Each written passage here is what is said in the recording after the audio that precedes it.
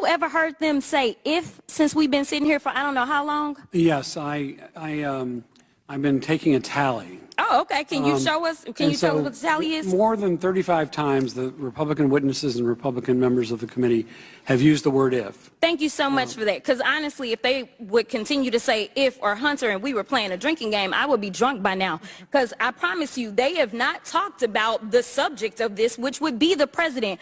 But let me tell you something that was so disturbing as I walked in to this chamber today. As I prepared, I said, what is the crime? Because when you're talking about impeachment, you're talking about high crimes or misdemeanors.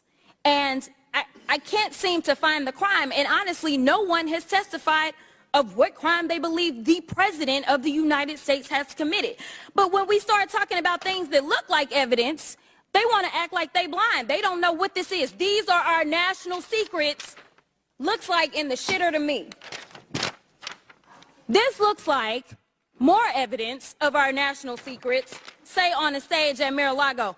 When we're talking about somebody that's committed high crimes, it's at least indictments. Let's say 32 counts related to unauthorized retention of national security secrets, 7 counts related to obstructing the investigation, 3 false statements, 1 count of conspiracy to defraud the United States, falsifying business records, conspiracy to defraud the United States, 2 counts related to efforts to obstruct the vote certification proceedings, 1 count of conspiracy to violate civil rights, 23 counts related to forgery or false document statements, 8 counts related to soliciting, and I could go on because he's got 91 counts pending right now. But I will tell you what the president has been guilty of. He has unfortunately been guilty of loving his child unconditionally, and that is the only evidence that they have brought forward. And honestly, I hope and pray that my parents love me half as much as he loves his child. Until they find some evidence, we need to get back to the people's work, which means keeping this government open so that people don't go hungry in the streets of the United States. And I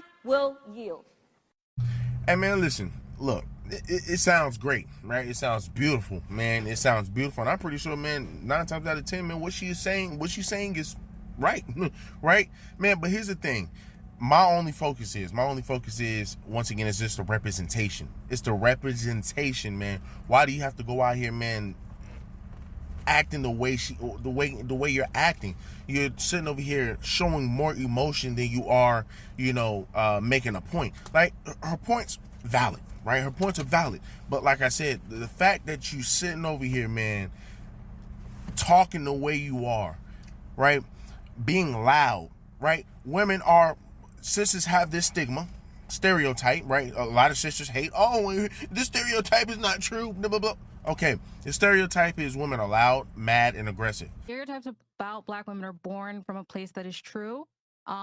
We can, and I say we as a collective, like, we can be aggressive, we can be assertive, we can be masculine, we can basically disregard the family unit. Like, you say that, sisters get upset. Then you sit up here and you see a sister trying to prove a point, right? And she's proving it, but at the same time being very emotional about it, right? At the same time doing all the ebotics and robotics and stop it, bro. She could have easily got her point across by being calm, by simply saying, hey, you know what? Hey, here is point A, point B, and point C. In a bathroom by a boy wearing girls' clothes, and the Loudoun County School Board covered it up because it would have interfered with their transgendered policy during Pride Month. And that man, Scott Smith, because he went to a school board and tried to defend his daughter's rights, was condemned internationally. You were using the Supreme Court's decision as an opportunity to tarnish and to go after pregnancy resource centers, which is frankly something we've seen from our friends here on the left who would like to eliminate these pregnancy resource centers and shut them down all across the country. They're very... But once again, it's about how you come off, right? It's about how you come off. This is, in a sense, a bad representation. In a sense, this is a bad representation for Black folk because you're sitting over here, once again, being irate, sitting over here hollering, screaming, right? Instead of just proving your point. Let's look at some of the comments. So somebody in the comments says, peep how she's being very emotional. She's making solid points, but her emotions detract from that. So then he also says, you don't understand. When most people see this, they will just put her in a stereotype because of how emotional she's being and her body language, instead of focusing on what she's actually saying. It's about Black women are born from a place that is true. We can, and I say we as a collective, like we can be aggressive, we can be assertive, we can be masculine, we can basically disregard the family unit. Like, See, once again, this right here is just people will just put her in a box. Oh, she's just a stereotypical black woman, loud, black, and wrong. So then somebody else says low-key embarrassing for the black community. Yes, low-key, because once again, she could have handled it differently, but she didn't, right? She didn't. Once again, she had to be loud, right? She had to be extra with it. Why? Right? Why? For clicks and views?